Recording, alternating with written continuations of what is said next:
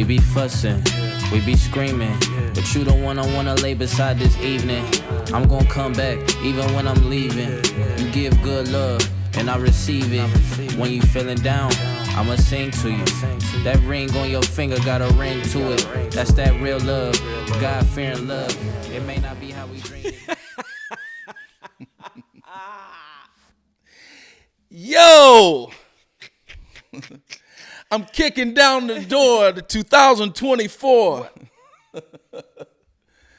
Nothing less. I need more. More life, more love, more satisfaction. Okay. That means I need more action to gain more traction. Okay. What's up, y'all? Ain't no lacking, because I'm stacking. Oh.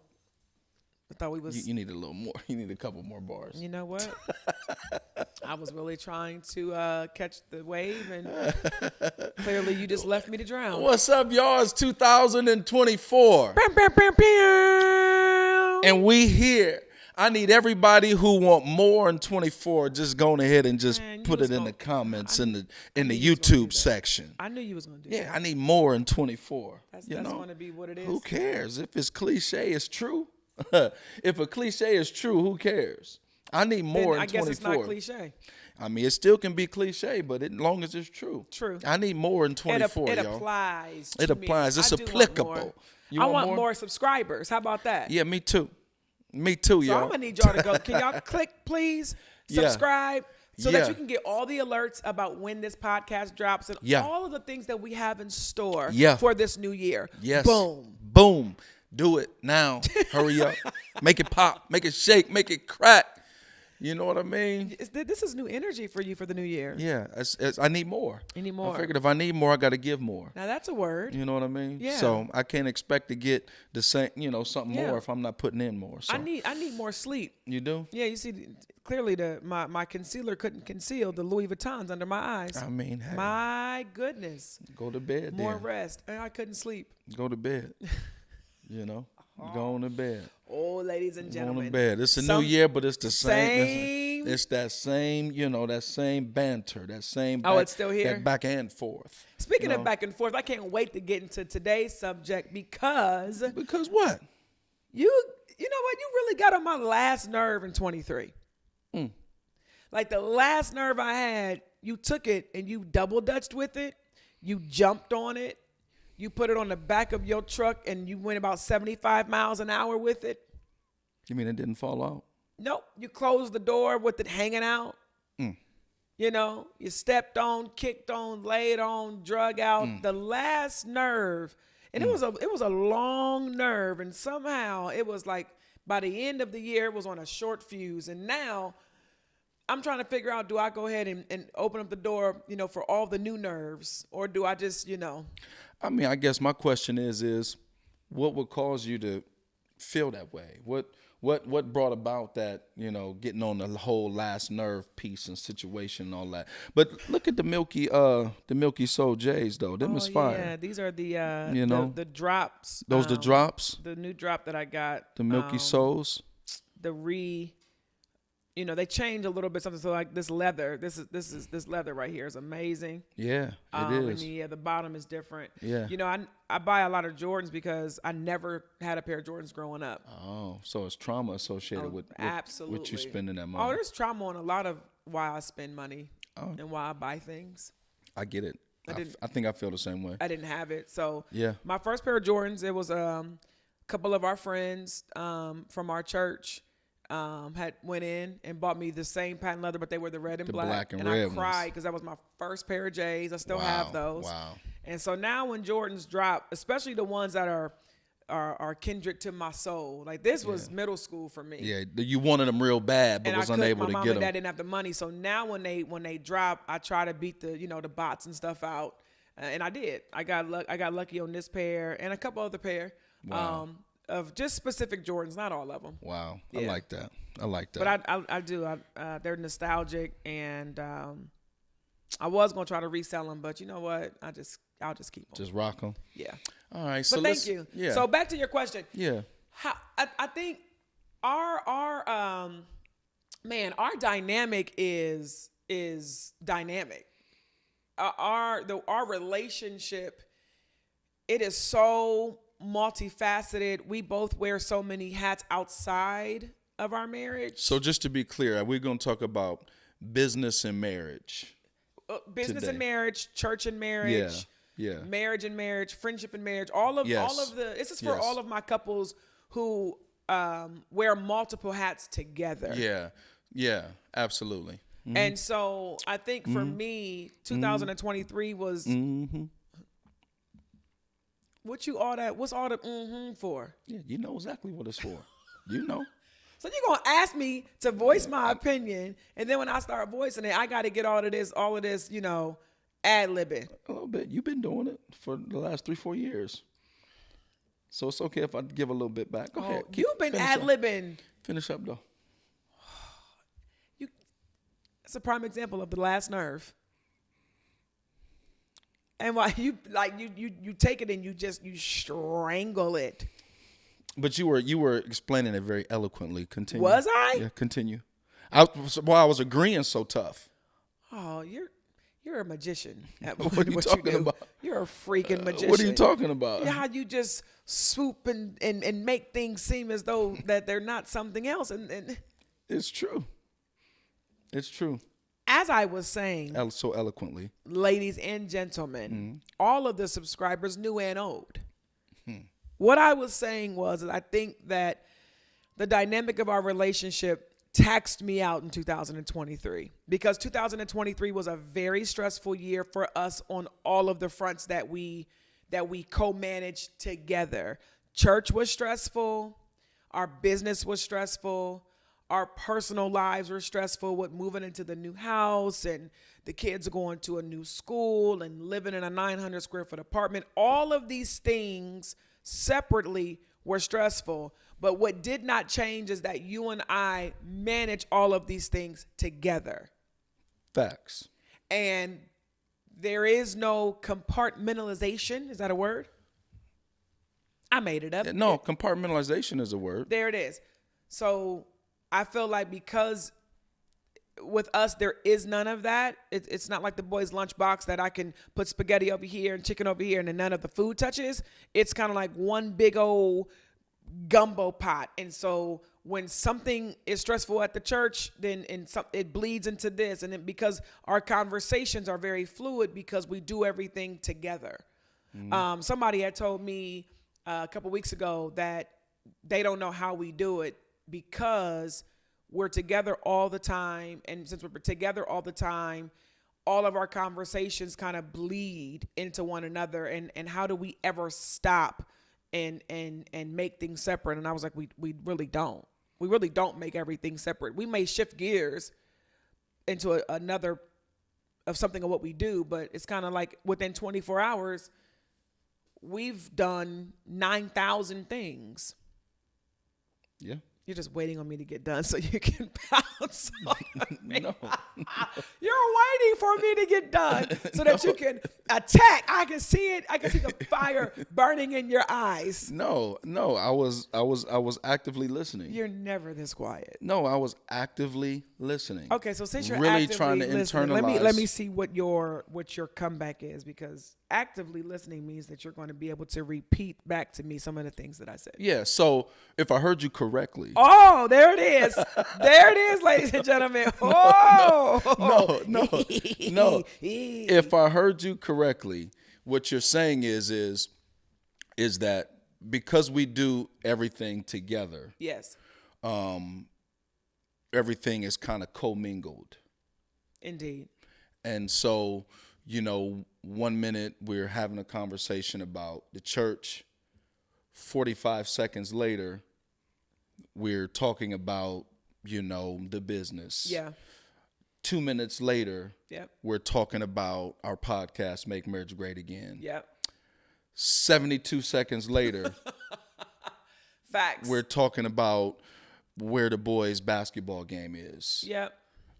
You know what I'm saying? So just, excuse me, it's a lot of fluidity to our relationship. Is that did I hear you correctly? Yes. Uh-huh. And so I guess what you were implying is that because of the fluidity, in everything that we manage together, Mm-hmm. it presents there's some tension points that are there. Absolutely friction. Because of that. Okay. Yes. And so I heard you correctly on that. So I guess then my question is where's the tension at? So I get it, we could be talking about one thing one moment, another thing the next moment. Where's the tension at then? Because those things are true. Yeah. So I guess because I think I have some ideas, but I want to make sure that I'm hearing you correctly. Oh, you're setting it up. You are a freaking genius and a mastermind. No, I'm being serious. Ladies and gentlemen, I want you to pay attention to this man's mind. Go ahead. No, I'm asking you to share with our viewing and listening audience. I cannot say you. Where is how does the fact that we have to shift gears and all of that cause tension? Okay. I believe that a lot of my tension, so I won't say our tension, I believe I have identified where you and I, the point of conflict is you think you're my boss. Oh, wow, that's different. I didn't know you were going to come from that direction. So when I say you think you're my boss, I'll give a backstory. I believe it's the way that your brain operates, which is a brilliant brain. You have a business mind. You're very analytical. You think about things differently than I think about things. Not that they're bad; they're just different. And because you're very savvy, so we are polar opposites in a lot of things. They say opposites attract. So we're polar opposites in a lot of things. So the way you spend money versus the way I spend money, or a good deal for you and a good deal for me, or what you rely on when it comes to getting business done versus what I rely on in getting business done. So you have the mentality of a CEO.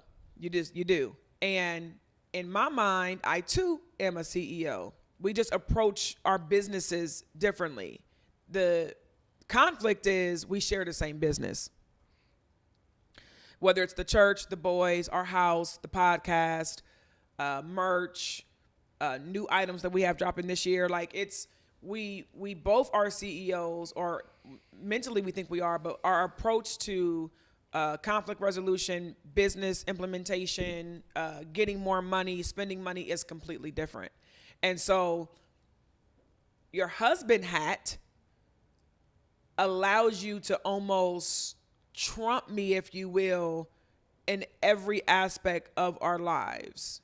So when I say Trump, I mean you are the final authority. That's how we run our household. That's how I submit myself. Is I could have a grand idea, but if you wanted to, if you didn't think that was a good idea, you could say we're not doing that. And so, but it's like that across the board. It's like that when it outside of our home. It's like that in a lot of other categories. So it's really difficult for me to co-own a space with someone or co-operate a space with someone. And I don't know, it's kind of like, I mean, because we're so different and because we see things so differently, it's like this. So it doesn't necessarily always fit. Most of the times it fits. Most of the times I'll suggest something, and out of your own admittance, it didn't make any sense financially, but because you value my opinion and that you love me, you'll let it come in, and then it ended up costing us $18,000. So let me ask you this question. So is your frustration then, no, let me ask you this question first. Do you feel like I abuse our agreed upon position? No. Abuse is a very harsh word. In our marriage? No. Do you feel like I try to exert my authority over you in any way, shape, form, or fashion? No. Okay. So if that's not the case, the fact that our agreed upon position is I do have the final say in a lot of things. So if you don't feel like I'm abusing that or I abuse my authority or anything What's like my that, beef? is your beef then the fact that you agreed with me on that position? No. Then I guess my tension is, I think the rhetoric in between the decision. So it's kind of like this back and forth all the way up into the decision. It's like going into it, I know you have the final decision, but it's almost like you're inviting me into a space of conversation, or you're inviting me into a space of let's figure this out. But when I give suggestions or say something, it's like, nope. You're like, what's the dude on Looney Tunes with the real long mustache and the crazy dude, and he used to always shoot the guns? Yosemite Sam? Like, you're like Yosemite Sam to my thought or my opinion. So what I don't like is the picture that you painted of me right there. So I'm gonna exercise my right to rebut that. Okay. Because I don't agree with that at all. So you don't think you're Yosemite Sam when it comes to my opinion? Not at all. I think when it comes to money, you are. I think no, not at all. Because I don't want to go into details, so I won't. But I don't think that I shoot all of your stuff down. What I think is, this is just me. What I think is that anytime I decide not to do something that you would prefer, I think it rubs you the wrong way. Because, like I said earlier, I think both of us do have boss mentalities. And we're equal. I view you as my equal. We've agreed that there is a first among equals, though, but I don't view you as lesser than. I view you as the same ability as I have. But in order for the sake of clarity, we've agreed that I would have the final say. And so I think, though, personally, I think that right there is where your tension is, because if ever I say, no, we're not going to do that, we're going to do this, I think it rubs you the wrong way. And I do concede to a lot of, and I don't even like the word concede because it makes it seem like I'm sitting here. No, I do agree to a lot of what you bring to the table, a lot. But whenever I say no, I feel like it rubs you the wrong way, and I don't know if you receive my no's very well. That's the way that I take the situation, because true indeed, some things I do decide not to do that you suggest, but a lot of the things I do roll with. You're going for final decision, and I thought I made myself clear, so maybe I didn't. I said it's the rhetoric leading up. It's the language leading up to the final decision. Okay, so I don't necessarily have an issue with your decision, because out of 13 years of being together, 12 married, most of your decisions are really good decisions. And so I don't agree with me fighting you. You saying I'm fighting you on the left. I submitted myself to you, and I trust you when it comes to money. I do. I feel safe when it comes to money. My issue is you are Yosemite Sam during the process of landing at a decision. For example, we had a conversation this morning about some things that we needed to do. You invited me into a space of conversation. You said, what do you think about this? When you ask me, what do I think about this? And then I begin to explain to you what I think. And as soon as I say something, it's, no, that's not going to work. It's too expensive. No, that's not what happened. It wasn't as soon as you. It wasn't as soon as. Julius. It wasn't as soon as. It was. You asked me a question, and I said something about changing something around, and you were, no, it's too expensive. It's too expensive. And an hour later, I said, so you mean to tell me the one thing that I'm talking about is going to be the straw that breaks the camel's back financially? No, I'm not saying that. So then what ended up coming out was some previous mistakes that I've made with money when it comes to having ideas that were not fruitful for us. No, what came out was the fact that, yes, that came out, but what also came out was the fact that what you were suggesting. You just did it right there. I don't even think you realized you did it. You said no first. Well, I apologize. But that's what you do a lot of times. But then, I self-corrected. I self-corrected. But you don't do that all the time. I self-corrected. What also came out was what you were presenting was more money than what was initially presented. And so what you were presenting was going to cost more money. But what you were relying on was the fact that whoever you spoke to about this was like, oh, yeah, I can do that. Oh, yeah, I can do that. And so what I said was, in your mind, you're hearing them say, oh, yeah, I can do that. But you're not considering the fact that, yeah, they can do that. But it's going to be a totally different price associated with that. So let's go further back. Julius and I, we know each other's personality types. I am a bona fide helper. When Julius says stuff to me, my ears interpret it as get it done or go help. It's something that's automatic. I can't help it. And that's not just with him. It's almost with anybody, which is, it can lead to some toxic things. I can become an enabler. I can become a people pleaser. So when he says something to me like, man, I really wish the wall in the basement could look like a moon. When he says that to me, my brain goes into the wall needs to look like a moon. It's just, so you have, that's the way I'm wired, and you're my husband. So now the priority is making sure that you get what you want. And so what happens is that when I hear that, I just try to make the wall look like a moon. So am I thinking about how much it costs? Not really. I'm really thinking more about what you said you wanted, and it being a really good moon. And if it's a really good moon and you're getting what you wanted, I don't really care how much it costs. Maybe I should, but that's not really my first priority. Your first priority is how much is it going to cost? I don't care that I said I wanted a moon. But then on the back end of that conversation, if it's not tight, you're going to complain because you like things to be excellent. You just do. You operate in excellence in the way that you dress, in the way that you present yourself, in the way that you keep your home, like your beard. Everything is with excellence. And so we've had times before where you've said something, I've executed it, and guess what? It wasn't excellent. And you were like, why did you do that? Like this was not good. And you didn't include me in on this. And why didn't you? If you would have included me in this, I would have told you this is not good. But it was free.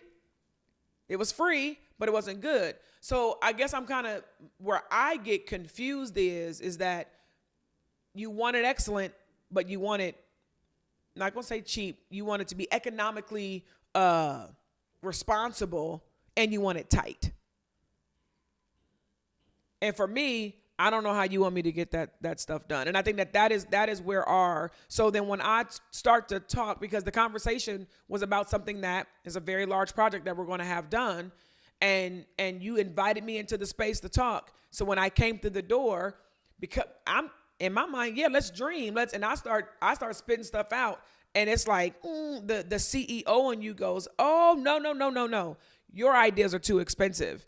And then how you communicate that is you say, no. It's like the first thing that you say. So then when you say that, I kind of like, so you want me in this conversation or you don't want, you want my input or you don't want my input.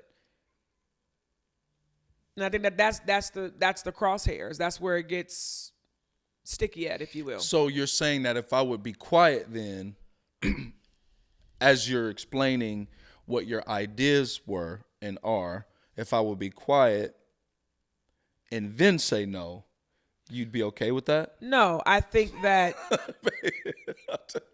I can't win for losing then. Let me explain. The same way that you really require, and this is something that you do require, before someone tells you it's a bad idea, you require them to tell you why it's a bad idea. And so I think I'm expecting the same thing from you. Before you tell me no, you should be able to explain to me why that's expensive. Okay, and so because you have thoughts too, and you're intelligent too. If I explain to you a why, which I did, about the project, about the fact that it was expensive, in your mind, that didn't matter. And The reason why it didn't matter is because you're not an expert in construction. So, well, no, but I have had a lot of construction projects done, and I do realize that inflation has played a major role in projects and getting things done, because I've had things done during inflation.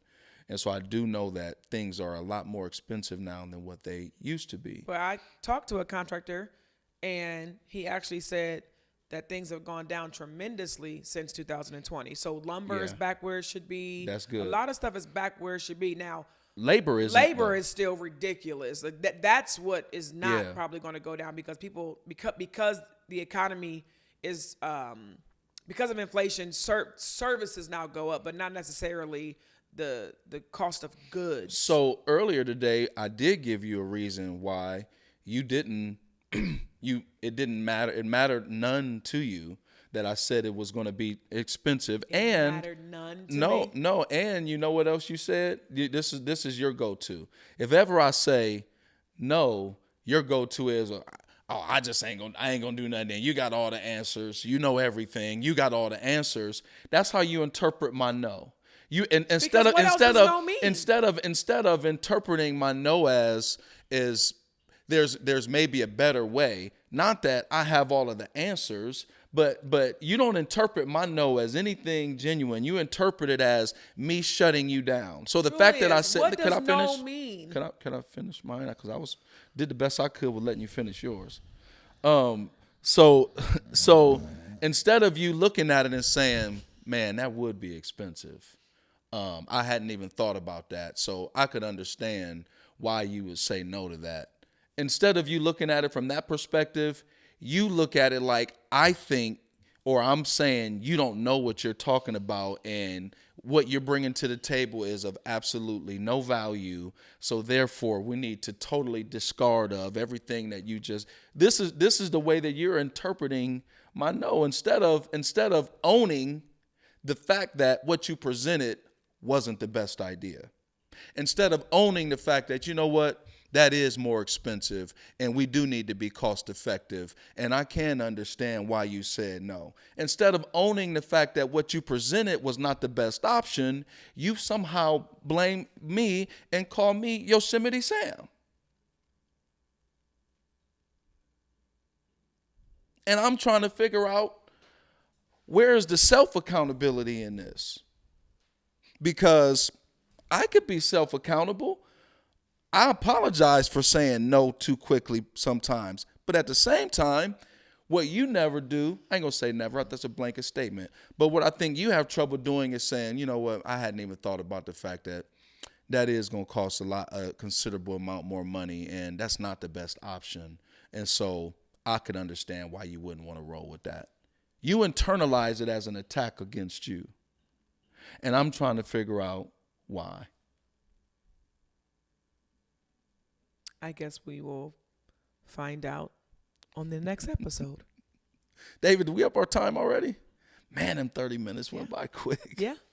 So we get a chance to. Oh, there will be a part 2. We get an opportunity to work through our issues. And this is why I love this, because y'all, truth be told, a lot of what we talk about is real life stuff.